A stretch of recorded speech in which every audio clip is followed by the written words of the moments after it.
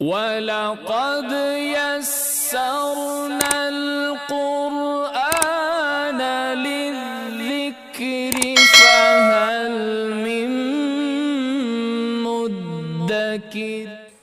زمانے کا شکوہ نہ کرو بلکہ خود کو بدلو، کیونکہ پاؤں کو گندگی سے بچانے کا طریقہ جوتا پہننا ہے، نہ کہ سارے شہر میں قالین بچھانا۔ محبت اور دوستی، یہ دو چیزیں ہر طوفان کا مقابلہ کر سکتی ہے، مگر ایک چیز ان دونوں کے ٹکڑے ٹکڑے کر سکتی ہے، اور وہ ہے غلط فہمی۔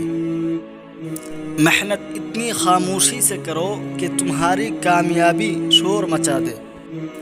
رب کہتا ہے کسی کو تکلیف دے کر مجھ سے اپنی خوشی کی دعا مت کرنا، لیکن اگر کسی کو ایک پل کی خوشی دیتے ہو تو اپنی تکالیف کی فکر مت کرنا۔ ایک دن محسوس ہوگا تمہیں میرا ہونا کیا تھا، میرا نہ ہونا کیا ہے۔ جسے اللہ تعالیٰ اپنی محبت دیتا ہے نا، اسے پھر کسی اور چیز کی خواہش نہیں ہوتی، اور جسے وہ دنیا دیتا ہے اس کی خواہش بھوک بن جاتی ہے، کبھی ختم نہیں ہوتی۔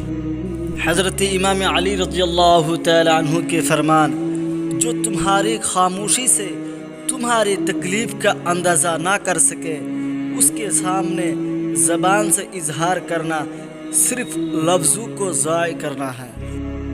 تعلیم سے زیادہ ہمارا رویہ اہم ہوتا ہے، کیونکہ بعض اوقات ہماری تعلیم ناکام ہو جاتی ہے اور ہمارے رویے ہی ہمارے معاملات سدھار دیتے ہیں۔ تم دوسروں کے راستے کی رکاوٹیں دور کرتے جاؤ، تمہاری اپنی منزل کا راستہ آسان ہوتا چلا جائے گا۔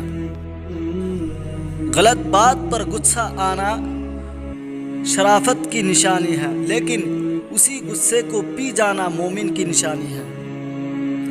وہ شخص احمق ہے جو دشمنوں کو دوست بنانے کے لالچ میں دوستوں کو دشمن بنا لے۔ ڈر اور خوف انسان کو کسی نہ کسی کا محتاج بنا دیتا ہے۔ اس سے بہتر یہ نہیں کہ اس رب سے ڈرو جس نے ڈر اور خوف کو پیدا کیا۔